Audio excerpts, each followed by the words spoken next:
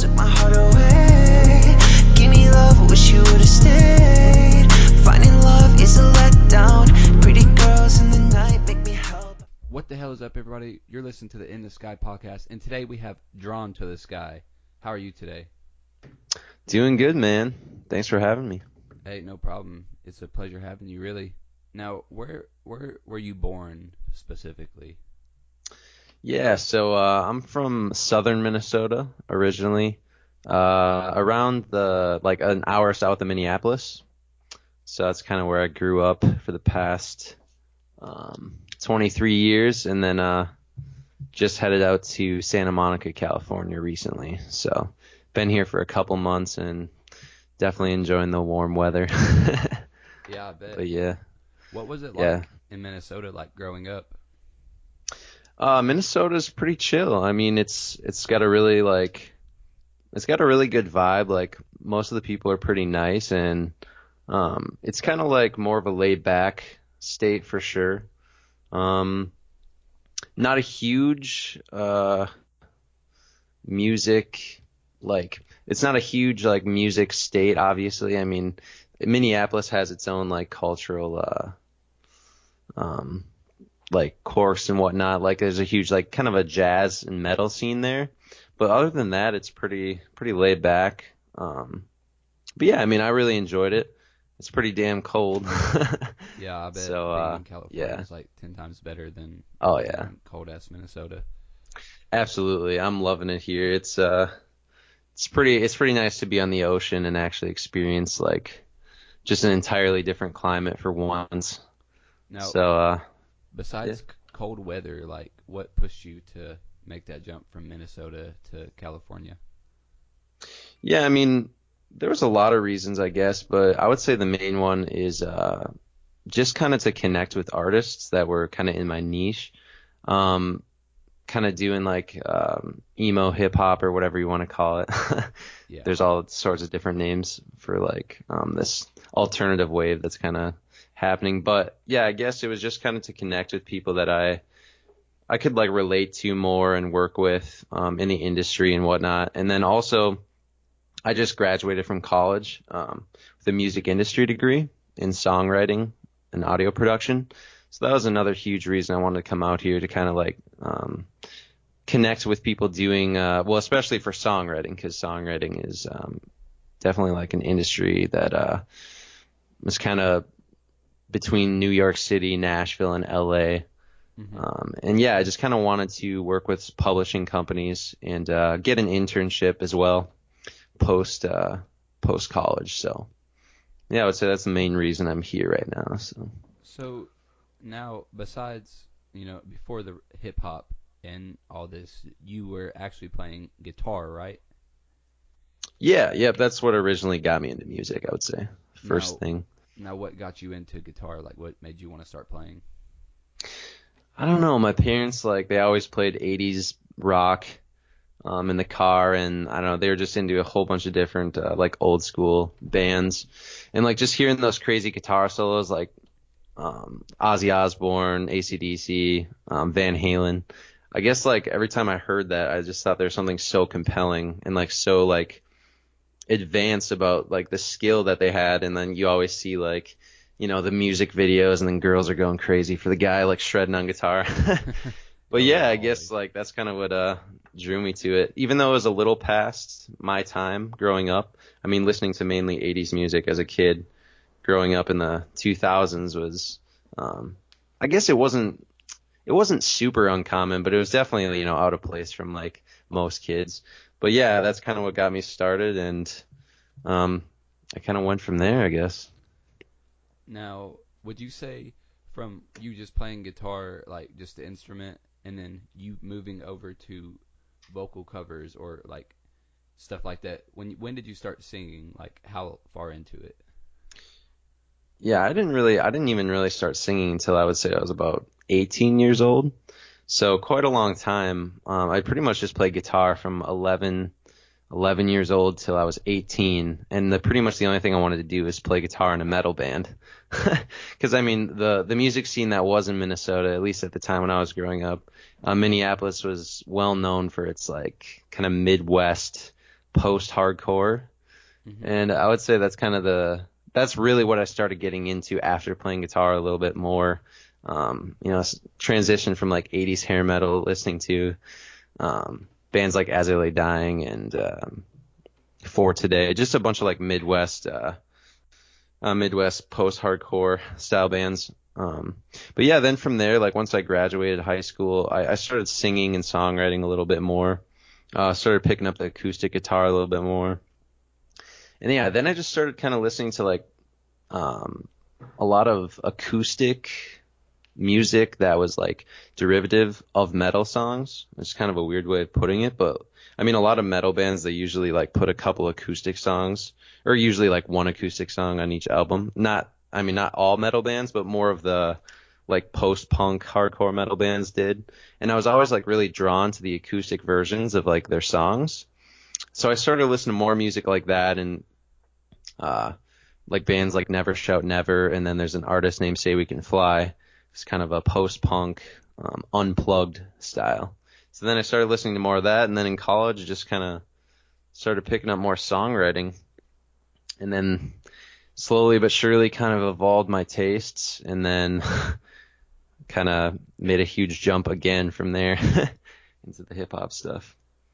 Now, what would you say like inspired you to make that big jump from the metal and punk scene to the emo, sad hip hop wave? I really don't even know, honestly. I think it just started because when I started getting into production in college, and I was I don't know, I was just like I would make a lot of demos, like acoustic punk demos, and this is the first time I'm recording heavy. Like I never really recorded with a band or anything in high school when I was playing like metal, and I've always tried to get a band together, but it never worked. So I was just like, fuck, I just got to do this on my own, like solo. And doing metal on your own is kind of unheard of. So I was like, what else could I do on my own? So then that's kind of what drew me to the acoustic thing. But then once I started like recording songs with just like me and an acoustic guitar and like some light production, I was just like, I don't know, the vibe didn't feel right, and I felt like especially when I was playing shows, I missed like the rhythm of like metal and the rhythm of rock. And like when you're just an acoustic artist, it's a lot of just like melody and light rhythm strumming on guitar, but like you kind of lose that full band feel. And like because metal and rock was like probably the closest to my soul like growing up, I think I wanted to have that sound as a solo artist, and I've always been a fan of hip hop and rap growing up. So I guess I just started kind of combining the influences, and combined some influences of the hip hop artists I like, and then combined the post-punk hardcore influences I had, and then started making this music. So yeah, kind of just happened spontaneously, I guess. Now, could you give me a list of like the guitarists that inspired you and also the hip hop artists that inspired you? Yeah, I would say the guitarist that inspired me most is probably Randy Rhoads. He was the guitarist for Ozzy Osbourne in the later 80s, early 80s, and he passed away in a plane crash. And then actually, Zakk Wylde was then the new guitarist for Ozzy Osbourne. But anyways, yeah, I would say Randy Rhoads, Jason Becker, just a bunch of like 80s hair metal like guitarists.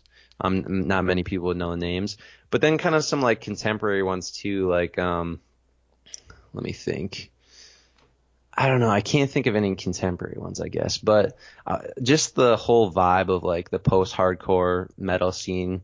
I guess that like I started evolving my playing more into that too, and started writing more metal stuff with guitar. But yeah, it was mainly like the 80s guitarists that inspired me the most. And then once I kind of realized, as I got older, like people weren't really listening to that as much anymore, especially the kids in my generation. Mm-hmm.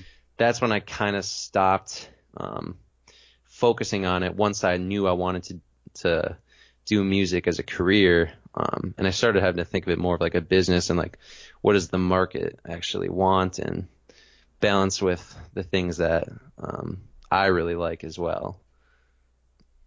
So yeah. So, which rappers would you say like mostly influence your style? Oh yeah. As far like I mean, obviously Eminem, like every kid growing up who's like in their 20s now can say that. Anyone who likes hip hop now knows that Eminem is the one who kind of really brought it mainstream. It's I mean, that's kind of the probably the biggest influence that I had as a little kid, like when I was still listening to 80s music. It was like 80s music, Eminem, and then like all of a sudden it went like post-hardcore to like, Kanye West and some like Jay-Z and stuff, but it just like started evolving. But I would say like my biggest influences overall is probably like Hobson lyrically. I think Hobson's probably one of the like best lyricists out there, and not a lot of people know about him because he's so underground, and he just he just likes to stay out of the mainstream because that's part of his brand. Yeah. But yeah, I would say like Hobson but like current artists that I do really enjoy are like artists like Lil Uzi Vert, obviously Post Malone, kind of when he started out with his like his a little bit earlier days, the Beer Bongs and Bentley stuff. I don't really like enjoy as much, but some of like the earlier Post Malone stuff, Lil Uzi Vert, and then now I've been kind of listening more to artists in my niche like Shinigami, Nothing Nowhere, bands like that, I guess, or artists like that. But yeah, I mean, I really just started doing hip hop, trying not really listening to a lot of newer artists and just seeing what came out like by myself. Just listening to post-hardcore music, all the stuff I used to listen to, and then just making hip hop without actually listening to it.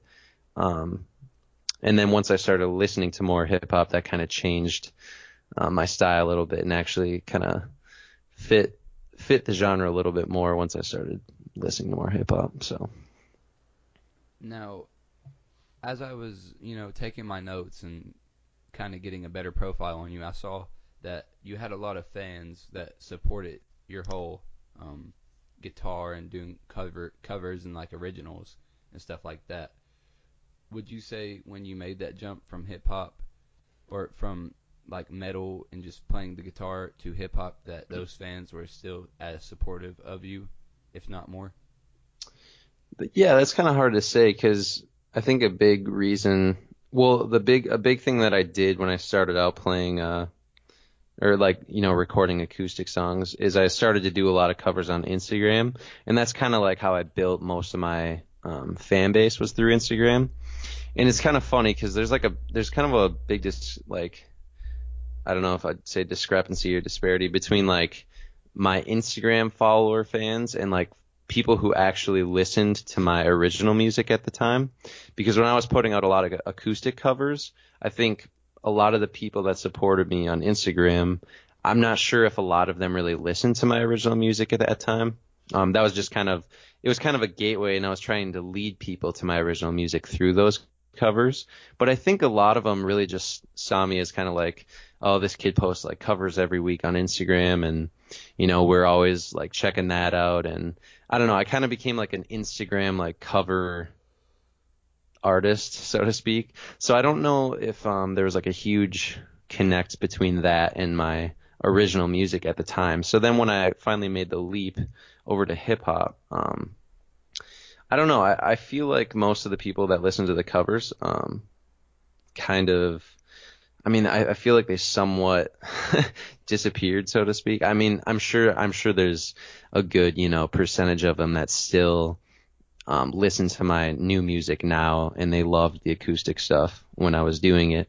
But I would say like a lot of people that I see it commenting and like engaging with me on social media now actually seem to be different from the ones that did, last summer and when I was doing a lot of acoustic music. So yeah, I don't know. It's hard to say if it really transitioned well or not. I mean, it was nice that I had built up the platform beforehand. So then once I started releasing the hip hop, it kind of I had people to listen to it right away, which was nice. So when did you actually start like, you said you were always interested in playing the guitar, but when did you actually like sit down and decide I'm gonna make an Instagram and advertise myself and do this and do that? Yeah, that wasn't that long ago, honestly. I think that was like just in like 2016, like summer of 2016. I kind of fell into that trap as a kid from the Midwest who I was playing music for so long, and I was writing songs for a long time. I was playing guitar for what had been, 10 years at that point. And I was always just like I was stuck in that um grip of not knowing how to record my music right, or not knowing how to show my skills or my talent, and kind of just like staying in a box and just like being in my head for all those years. Like I had all this ambition to be an artist, but I was just like trapped. Like ever since I started playing, I was just like in this box where I didn't actually expose myself to the public at all. And then literally it wasn't until I was like 22 that I actually made the decision, like, oh, maybe I'll just like post this acoustic cover on Instagram. And then I think I just had a lot of positive feedback from it. So I decided, like, okay, what could I do every single week to, finally have these dreams that I had built in for so long kind of start to take off a little bit more. And I just decided to post one cover a week on Instagram. And then use that platform as rigorously as possible, just constantly engaging with people, connecting with people, messaging them, genuinely like connecting to them. And that's kind of when things started to take off a little bit more, and then led to where I am now, I guess. Yeah. So how did it go specifically? So you were just kind of sitting down, and you woke up one day and said, yeah, I really don't care, like, did you post it on like your main Instagram account, like that you had all family and friends on, or did you make a whole different one? Yeah, I think I had like the Drawn to the Sky. I had this whole plan, like when I was in college. I was like, okay, I'm finally going to start doing this. So I'm going to make an Instagram account. I'm going to make a Twitter and everything for like my artist name, which was Drawn to the Sky and still is. And then from there, it really, I wasn't doing much. I was just like posting pictures, and I was recording an EP with like a record label in a small town of Mankato, Minnesota. It was like a student run record label, and I was the artist that year, and I was recording songs, but I still hadn't like publicly like released anything. So I was just like posting pictures of myself, like recording in the studio, blah, blah, blah. And then like as that process was going, I decided to post like an Instagram cover. So, I mean, it really happened super slow. I would say I probably made the decision. It was probably in college when I finally decided that I was going to be a music industry major. That's when I started to take all the steps towards like publicly releasing things, I guess. So when you first went to college, were you not instantly like pursuing the music industry, or were you?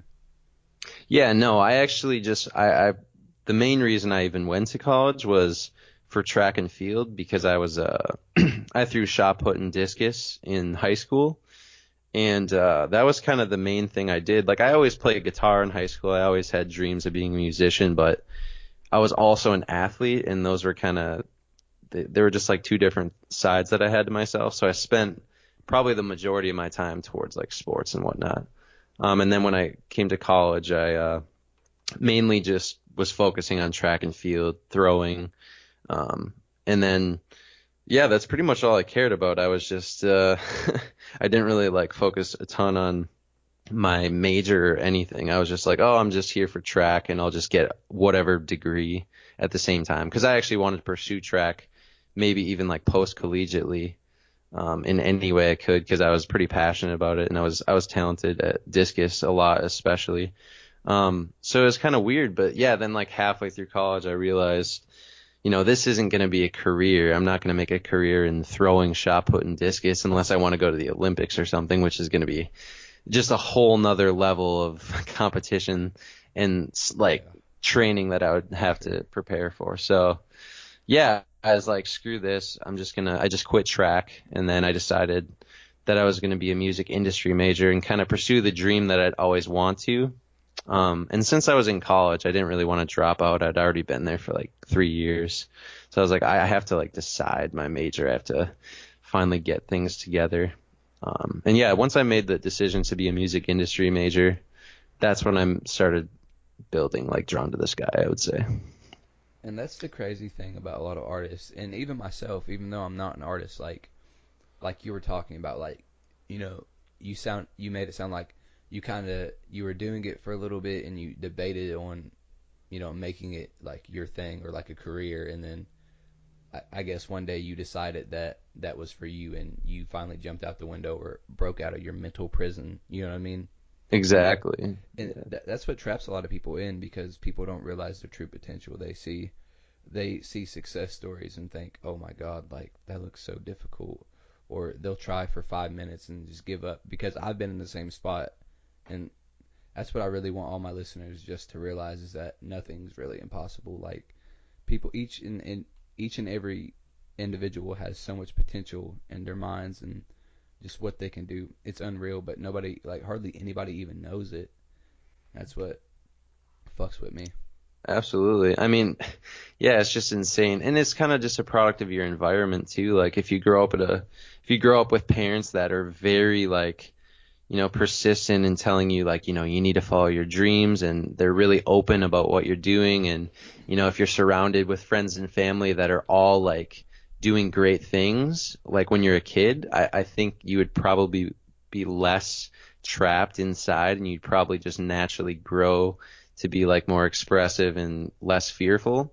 But I mean, a lot of us don't grow up in those environments at all. I mean, we grow up with, you know, like people do the best they can, and families, you know, they're always trying to watch out for their sons and daughters, and like they want to protect them. So then, you know, if you say, oh, Mom, I want to be a musician when I grow up, obviously most people will be like, yeah, that's great, but you know, you should really start to, you know, you got to really think about like how you're going to make money with that, and you know, all that stuff.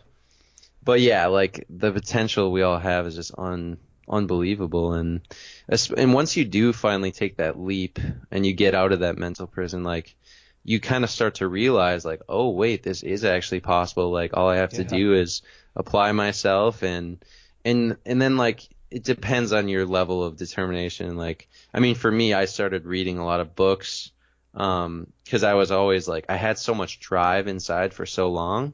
But then if you don't use that drive or that ambition, it's just wasted. But once you finally start to like use it, like, I mean, you just started like attracting everything you need for your success, like to you, because like you're just like this energy force that's like unleashed. And like, yeah, I just started reading a bunch, and I mean, now I'm just like full throttle every second of the day. You know, one step closer to where I'm trying to be at. And yeah, I'm just happy I made the leap, even if it took me till I was 22 years old. That's a huge message, like that I always want to tell people too, is, you know, just take that jump. Even, you know, there's always things that people want to do, but once you make that leap and you just start like going towards what you want, the momentum just carries you. Now, you said you started to read a lot of books. Like, what book specifically, and like why, would you say pushed you out of the window to actually do what you're doing today? Yeah, so I think the book that I first read that really like woke me up, so to speak, was The Power of Now by Eckhart Tolle. And that's basically just about, you know, living in this like eternal moment of now and kind of disconnecting from your thoughts. Because, you know, I mean, as a musician growing up, I mean, I was a slave to like all of my thoughts, and I was definitely someone who just was a dreamer and would sit there all day long thinking of, you know, this is what I want to do, but maybe I shouldn't, because maybe that's not the right decision, blah blah blah. And like, you know, you just like, that's what everyone does. Like they get imprisoned by like their inner dialogue. And that book kind of opened me up to like, you can actually escape from that. You can like get out of your head and like into your life and actually just like, I don't know, it's hard to explain, like once you kind of detach from your like thoughts, but you just start to kind of like move, like you just start to take action. And that's really what it took for me, is because I had all of the ideas, the ambition, but I never took any action on it. So once I read that was the biggest thing for me. Definitely. That was probably like what finally let me like, hey, like let's just like get out of your head and like just do some shit. Yeah, So yeah. I definitely feel that. Now, earlier we were talking about just like your environment that would push you. Would you say your environment growing up is supportive of your music career or not so supportive, just as far as friends and family go?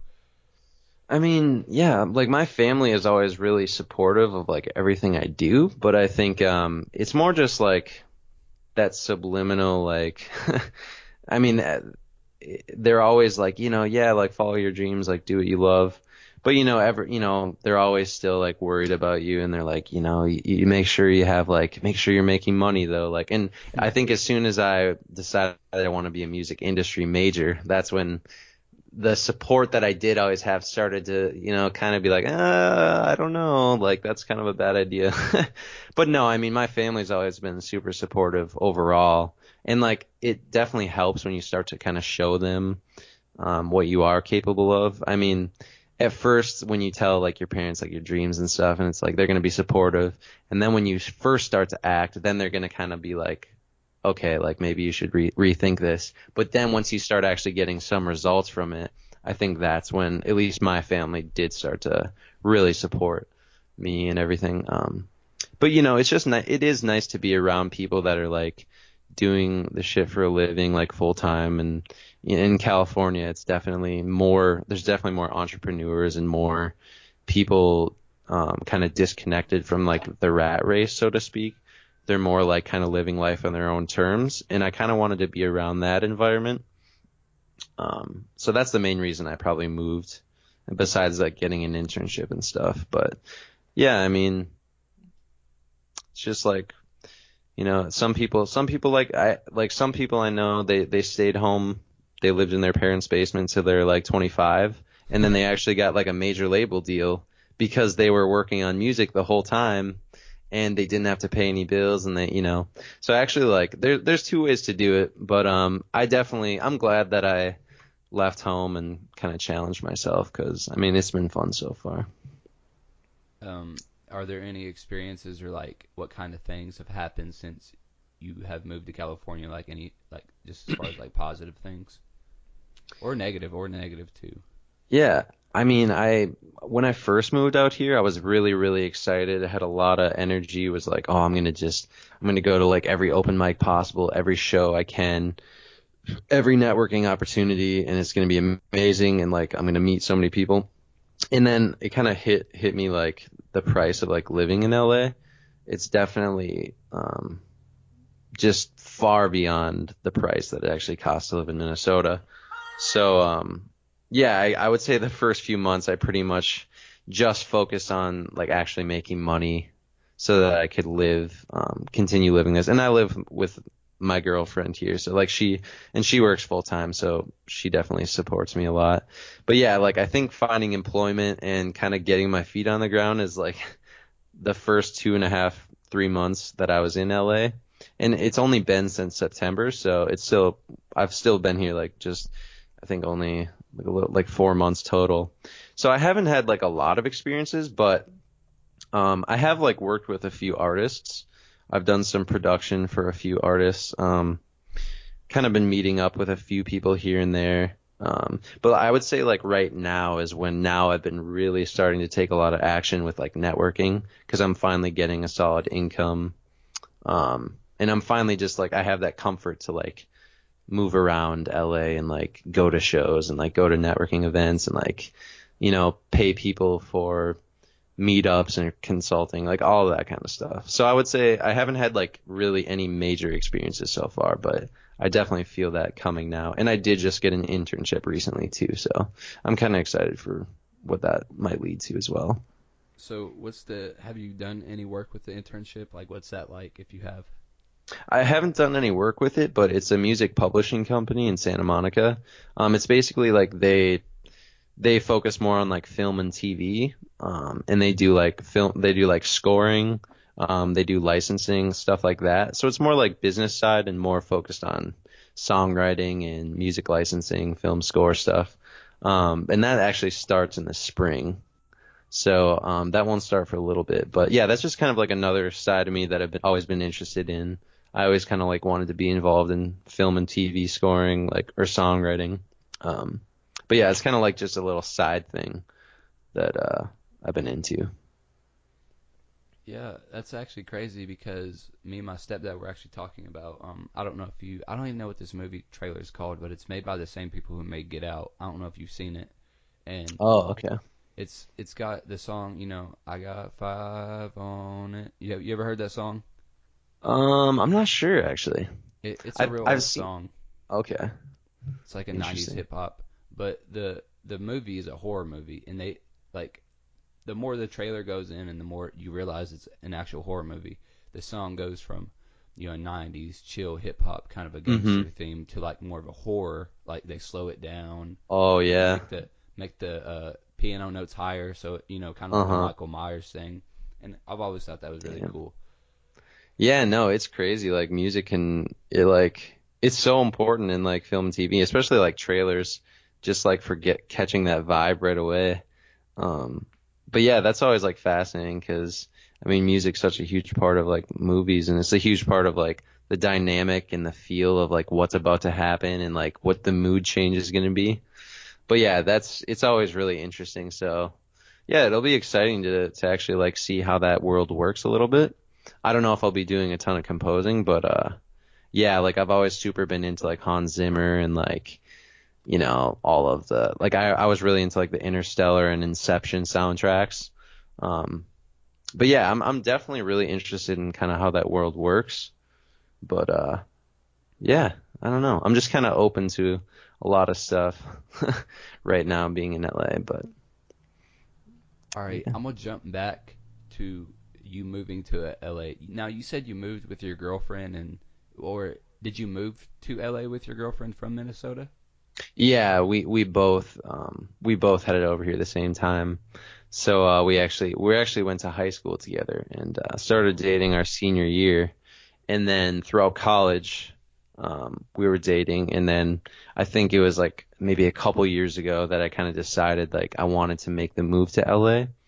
And then I think maybe a year later from that, she decided that, she wanted to, also kind of get out of Minnesota for a little bit and kind of experience life a little bit outside of the kind of the bubble that we were raised in. But yeah, so it's super chill that she came with, and I mean like if it wasn't for her, there's no way I would be able to do it in the way that I am now. So I'm like super thankful for that because we live in Santa Monica and we're on the ocean. I mean, we're not like right on the ocean, but we're like 1 or 2 blocks down from the ocean. So yeah, I mean, I'm super grateful for her for like supporting me to do that because otherwise I'd probably be in a room with her, probably be in like a studio apartment with like 3 other musician guys in downtown LA otherwise.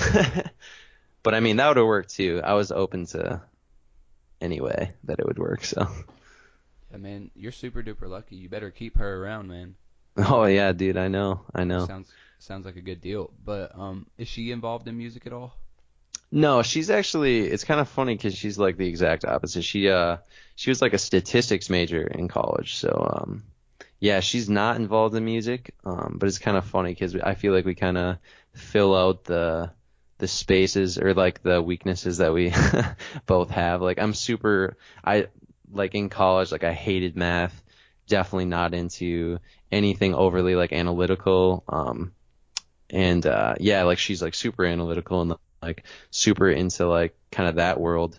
So I feel like we kind of balance each other out as far as intelligence and interest. So that's kind of cool. Opposites attract, man. That's a Yeah, true story. It's a very for true sure. story. Yeah.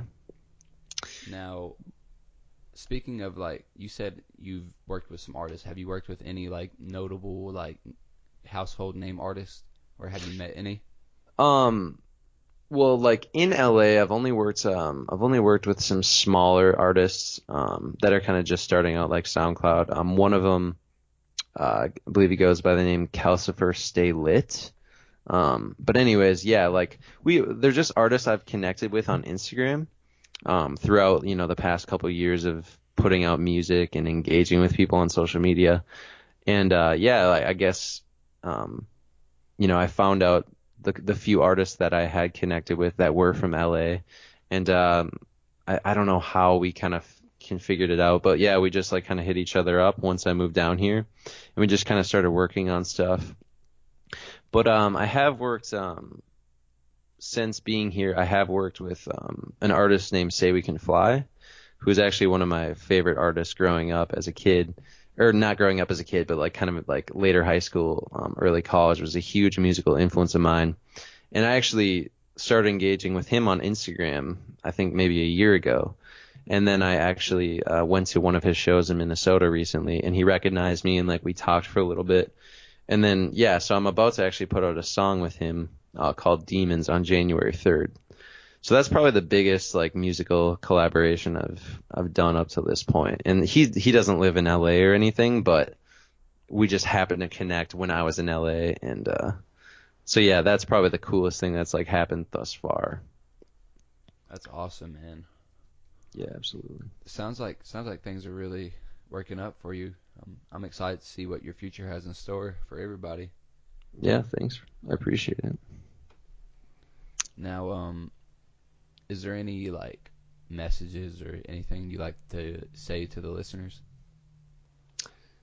Yeah, I mean, I would just like to say, like, I mean, kind of relating back to my story, like, if you're in that place where you have like aspirations and dreams, and you've been wanting to follow them, but maybe your parents or your friends like don't believe you, like definitely just make that jump and just like start, even from where you're at, even if you don't think you're that great at what you want to do, like just start the process of doing it, and then you kind of learn as you go, and that's actually the process that'll get you better and get you in the position to be where you want to be.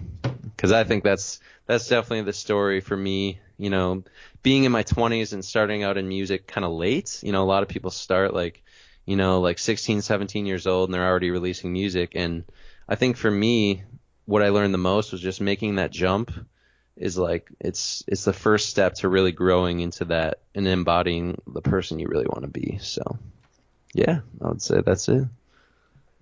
Hey, that's some real wisdom for all the listeners out there. Thank you. Yeah, well, thanks for having me, dude. I really appreciate it. Thank you for listening to the In the Sky podcast, and thank you, Drawn to the Sky, so much for being on here. It was awesome having you on here, man. Thank you, dude.